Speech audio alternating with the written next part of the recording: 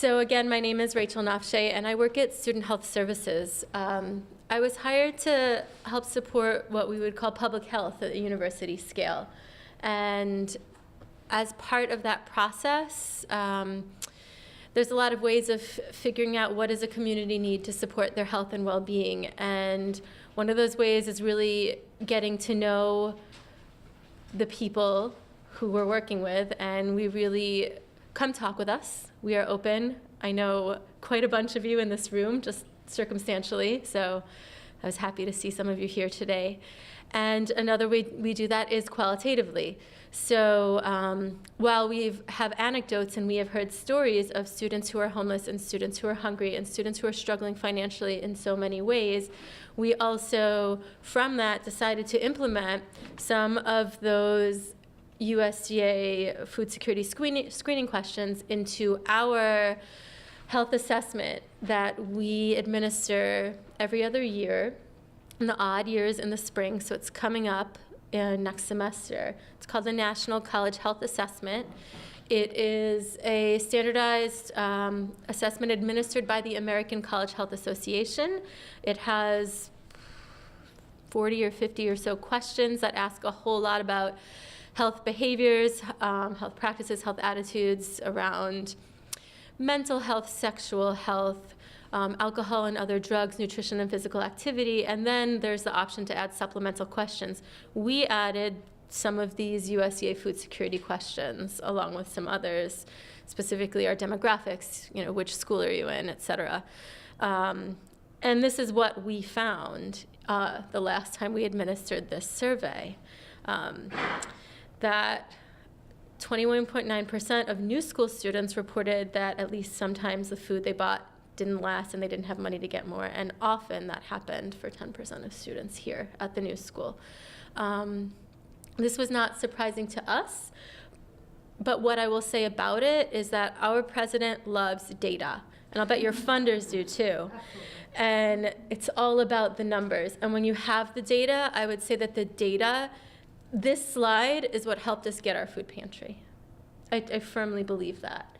And there was a lot more that helped us get our food pantry, and I want to just talk a little bit about that right now. This slideshow is going to be shared with you, so if you're interested in these numbers, you'll have this up on Canvas. Well, here's our website, and here's our location. This has our hours. It has a whole bunch of frequently asked questions. Is anyone familiar with the location? Do you all know this building, the 60 16th Street building? I know that we are all kind of spread out somehow. But that was a key factor for us. And I imagine for the food bank as well, for the programs you support, that in New York City, a particular challenge we have is access to space. So great, we wanted a food pantry, and people came together to start to address this. And the biggest issue was, okay, well, even if we have folks to support it, even if we have money to support it, where the heck is it going to be? Right? So here's some of the history of the food pantry. I wanted to start a food pantry when I started working here almost 7 years ago, but I didn't understand the new school. And so as many projects go and work, it takes knowing your community, it takes consensus building, it takes engaging stakeholders across a variety of places, and it worked this second go around. We had folks in Student Health Services, particularly one of our frontline staff, who became familiar with some students who were struggling financially, some who were homeless, some who were hungry, some both, and was just really moved by this and wanted to do something about it, and met with our medical director, met with my colleague, met with me, and then we just, from there, we became the Food and Housing Security Working Group, which was meeting every other week, starting last semester or maybe sometime around this time last year. And we were just talking about how are we going to support our students who are financially insecure. In many ways, it started with a concern around homeless students, and it quickly moved into food insecure students simply because we felt like it's an easier nut to crack, so to speak. I have a nut allergy. It's a terrible analogy for me. So anyway, but it includes staff, it includes students, it included faculty. And any of you, this group has not dissolved. We are still meeting. You are welcome to join us. We probably even have some minutes we could share, and we've kind of broken out into subgroups. So there's a core group of us who live within Student Health and Support Services who are managing the food pantry. Our director is Naeem Rasool. He is the director of Student Support and Crisis Management. Is that an area you even knew we had? No. It's not, well, you're an RA, of course you know. But the rest of you. You know, the new school has something called the Petrie Fund. Has anyone heard of that? Okay, again, the RAs, right? So the Petrie Fund, I'm sorry, I can't remember the first name of the Petries who have donated this money, and it's not just at the new school. It's for students who suffered some sort of unexpected, unanticipated emergency or financial setback, and it's just a little bit of money that they need to help make ends meet so that they don't have to drop out of school. It's not to help pay your tuition. You have to be in good standing to receive those funds, but if your roommate spills their coffee on your laptop and that's like make or break for you, that could be considered actually something, if you can't get another one, that it could support you with. For example, if there was a fire in your home, you know, if you're robbed, things like that. So we're looking at this more holistically, as is the food bank, because we know that when money is a problem, it's not just about eating. That being said, this work group came together and the subgroup came up and we said, we want to open a food pantry. And this is how we would do it. I'm friends with Jeannie, the woman who's going to be speaking with you next week. We both roll in that nutrition world. The New York City Nutrition Education Network and the Food Systems Network of New York City are two fabulous membership organizations, which if you're interested in these things are great to get engaged with. I think they charge you $10 for student membership annually, and it's amazing for networking. If you want to work in this field, join those groups. So I connected with Jeannie, and we got hooked up with the food bank, and we wrote this proposal to the president to open up the food pantry.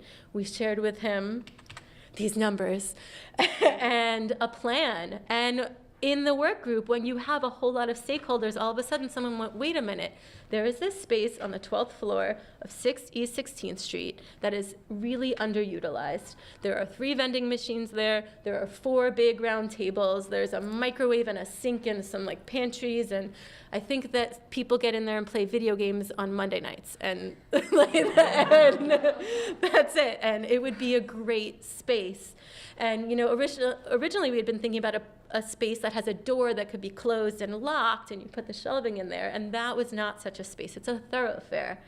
And we came up with these racks that have kind of cages around them. So you can see just what's in there, and you can see those big chrome, metallic, high-weight storage racks, but they just lock. And so there's ways to be creative when you're working with this. So again, I urge you to check out our website, and I strongly encourage you to check out the food pantry, whether it is during the hours of distribution. And as you can see, we try to alternate. Mostly it's Tuesdays and Fridays. If there's a little bit of inconsistency of dates, it's out of respect for the program that lives on that floor that might have had something going on at that time that they were concerned about, or because of the holidays. But more or less, one Tuesday or one Friday per week, we are open. And depending on need and volunteers, that is going to be revisited. Because we just opened in late April. And we currently have about 18 students coming every time we're open. And if you've ever been to different new school events, you know that to get the word out to students to come to something is a challenge enough. There's clearly a need here, and students are sharing this information with each other. Many people who come and use the food pantry we found so far are not necessarily repeat users. They might just need it one time. We know this is especially true at the beginning of the semester because for a lot of people, their financial aid package or their first paycheck if they start working, especially at the university, isn't cut for a good month after you've moved back to New York and you have all these expenses, and those other expenses you need to pay right away. So that's something that winds up happening. Here's some pictures of our launch, our open house. So those are those cages, and we've tried to organize it by category. So we have our dairy and protein racks, and our grains racks, and our fruit and vegetable racks, and then our everything else. We collaborated with Chartwells, our food service organization, for our grand opening, and they provided my recipe for corn and bean salsa that everyone thought was delicious. Thank you very much, because it is. And we wanted to, and as Fabio mentioned, we're working with Morgan, who's sitting here in the back. Hey, that's Morgan, who is a chef trained with the ICC. What does that stand for? International Culinary Center. International Culinary Center. And we want to develop recipes that taste way better than the perceived notion of crap in a can. And even when it came from a can, because I wanted to use black beans and corn, which can come from a can, and then you just, kick it up a notch. You can use canned pimentos too, in fact, and the only fresh things you need are the herbs and the onions. Use some vinegar, some oil, a little cumin, that's the trick. Everything tastes better with cumin. That'll be the name of my next book. But anyway, we had an open house. We had folks stop by. We had folks dropping off food. We had folks checking it out. People were bonding. People were coming up with more ideas. How could we expand this? How could we add more value to it? It was great. So we use the food banks, How to Pack a Balanced Pantry Bag, and we are proud members of the food bank and just want to express the gratitude to the food bank, because we would not have this pantry were it not for the food bank. And they made it so easy to do. And they have a training once a month, and anyone who's interested could go to that training for free. It includes food safety certification. Always someone who's at food pantry distribution has to be trained in food safety. You do not have to be, because we will always have someone there who is.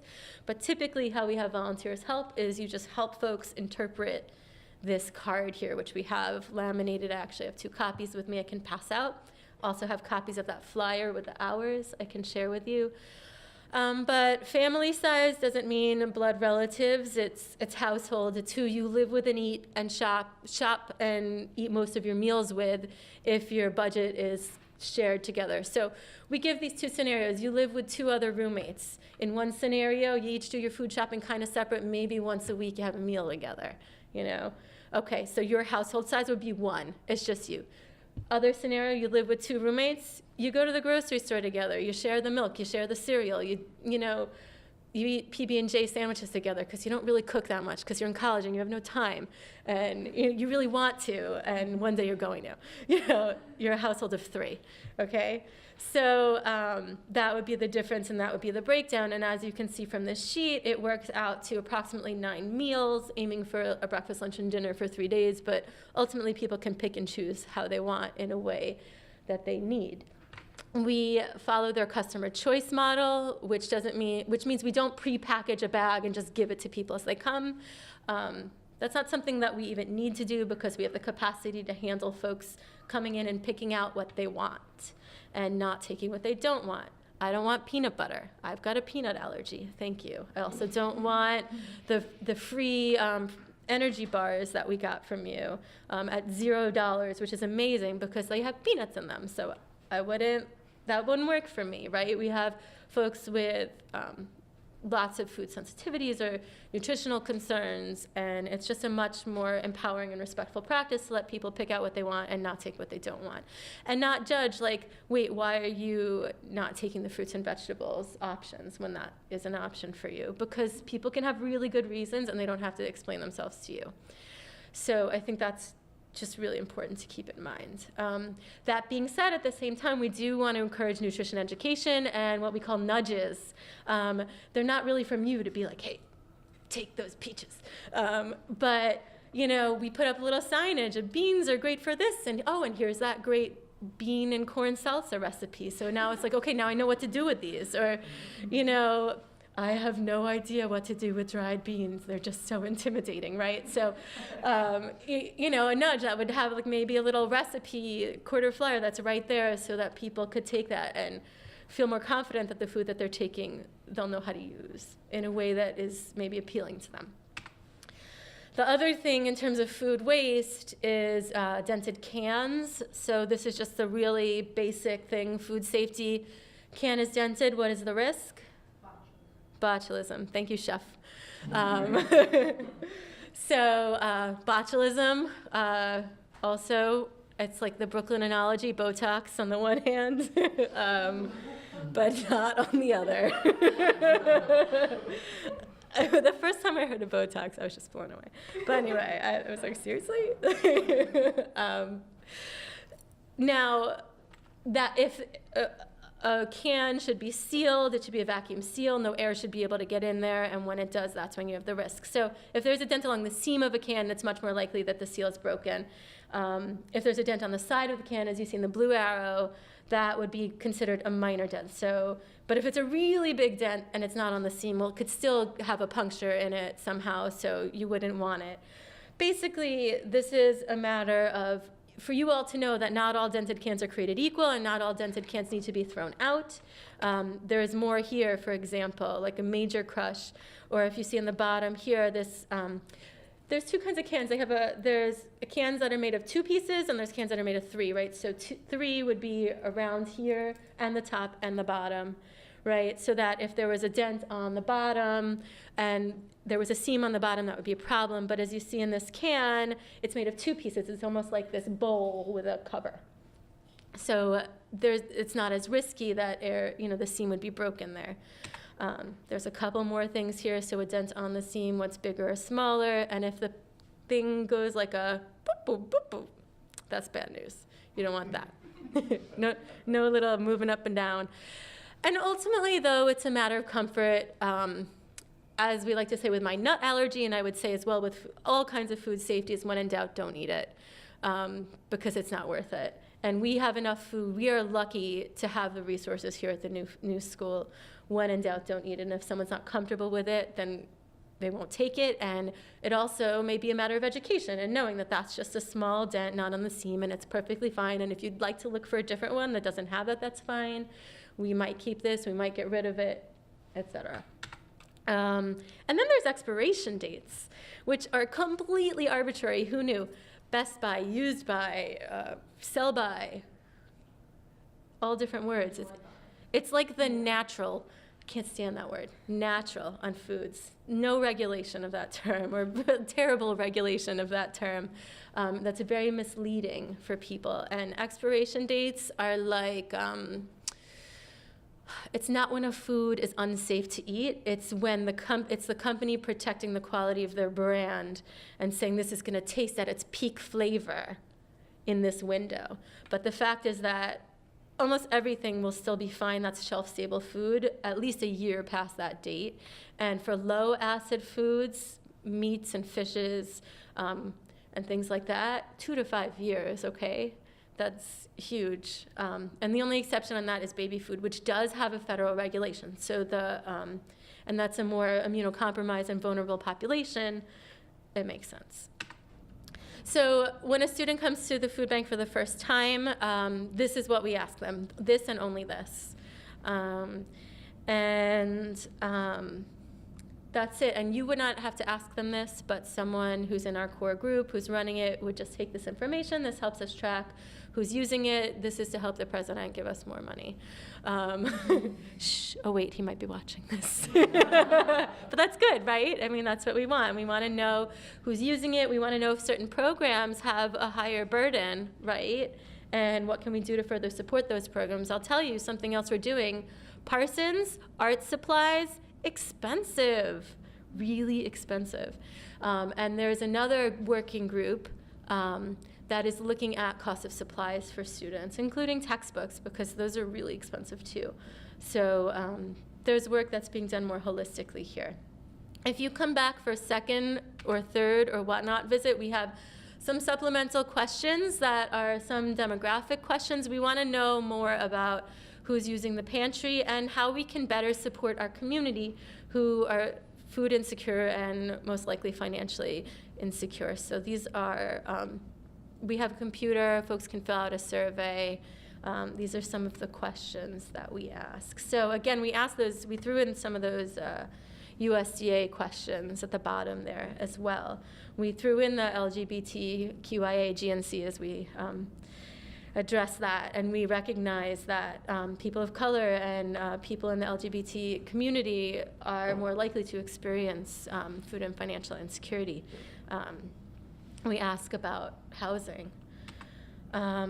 So if you are not required to help out at the pantry as part of this class, but it is strongly encouraged that if you can, you do. We can use the help, and I think it would tie in really nicely with the focus of this course. So if you do, again, you might see someone who you know using the pantry. This is for you. This is for your peers. Just confidentiality, as Triada was saying, about the stigma and the shame. Even if you are someone who uses the pantry and doesn't have the shame or stigma, feel that around it, that doesn't mean that others don't. I love this quote: "Unsolicited advice is the junk mail of life." Don't give advice unless someone asks you for it. We're there to help people figure out what food they can take, and not about how they could better eat or even just how to use the food. Ask for permission first. If you're of the foodie type and you know what to do with beans and you see someone hesitating, it's not you can just do this with it, like it's stressful enough. Sometimes it's just a matter of asking, hey, would you, I know some things to do with that. You want to hear it, right? As opposed to just coming out with it. And not to judge, as Triada was saying, you might see someone there who doesn't, you have some sort of knowledge or ideas of them and their lifestyle or what they're doing, and you might think they don't need the pantry. You don't know their full picture. And we have a flexible definition of need, so it's not your job to decide who needs the food pantry or who doesn't. Ultimately, what we do is if we have repeat students coming in using the pantry, is we would want to connect them with that Office of Student Support and Crisis Management to look at the bigger picture of their situation and see what other resources we can connect them with. So that is it. All right. Thank you, Rachel. So if you're interested in collaborating with Rachel and the whole team, just let her know. You can, we'll give Rachel also access on Canvas, so you guys, maybe you can contact her directly, but she's easy to find. So this is it for this week. Next. I'm going to take questions too, if anyone has questions. Perfect. Questions about working at the pantry? We have some information.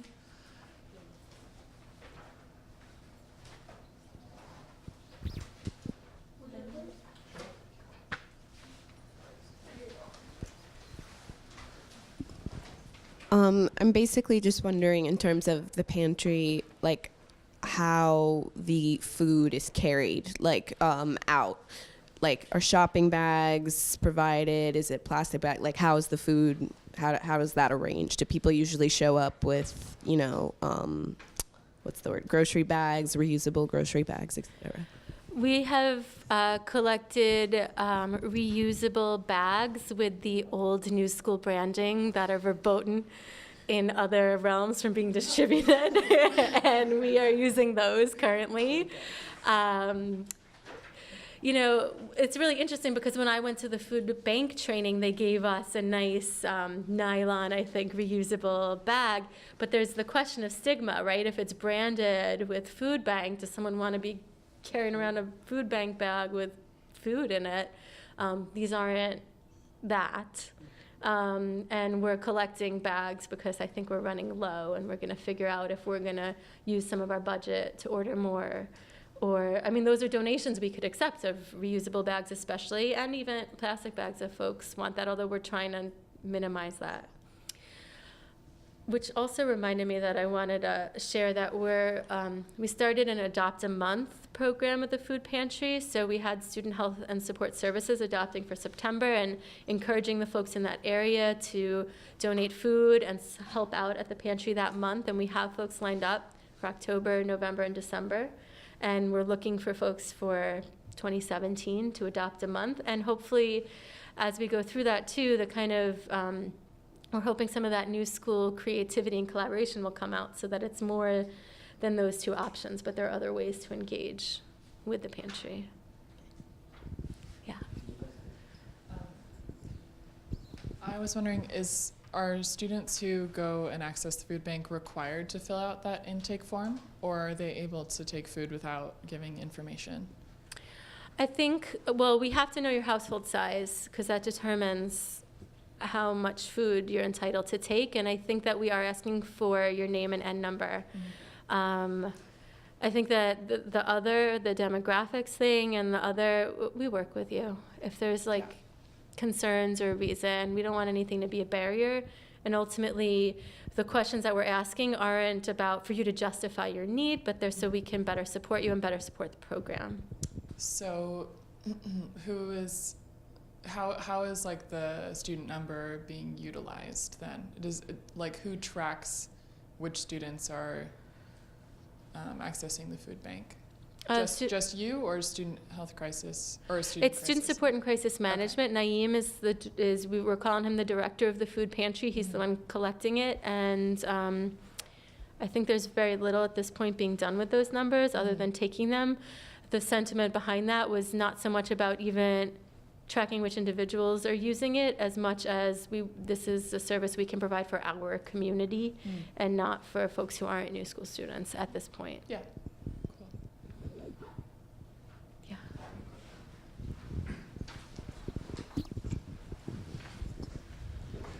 Shraddha did a great job of explaining how like changes in income or family size can like prompt food insecurity. And I feel like college is quite a transition period for a lot of people.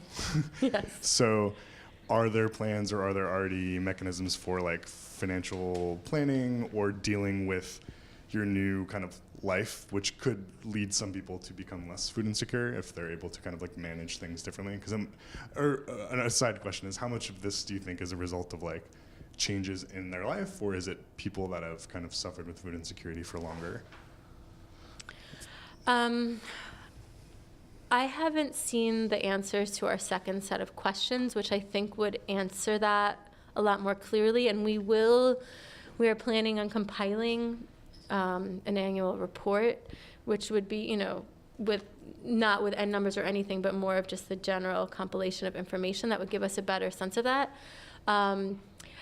Anecdotally, and as a nutritionist who meets individually with people and in groups, I could say that I think it's both. I think it's some of one and some of the other. Thanks. Yeah.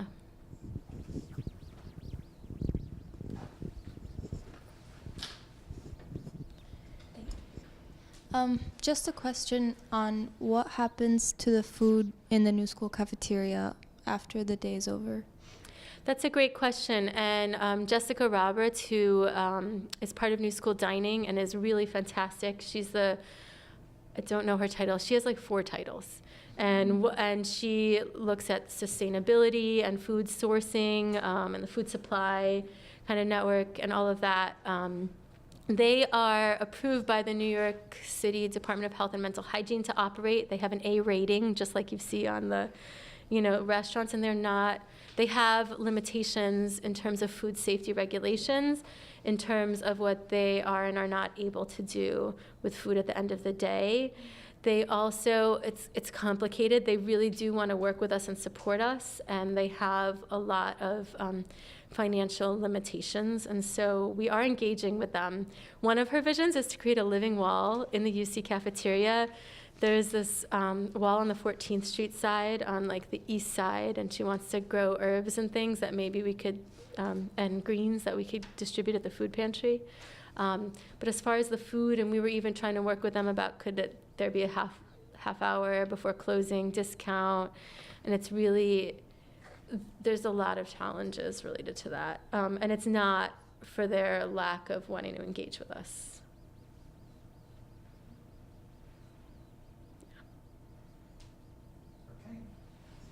Thanks, everyone. Thank you, guys, and see you next Thursday.